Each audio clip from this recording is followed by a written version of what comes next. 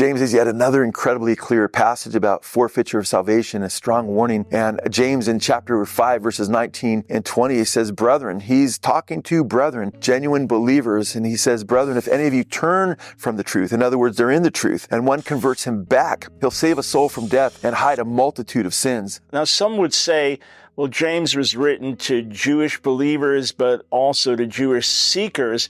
But when we refer to them as brothers, it then says this, if one of you strays from the truth and another brings him back. So this is someone who is in the Lord. This is someone who is in the truth. And if it's any among you, in Greek, it's the exact same construction we have earlier. If there's anyone sick among you, this is someone in the body. They'll say, well, it's just about him, not really his soul.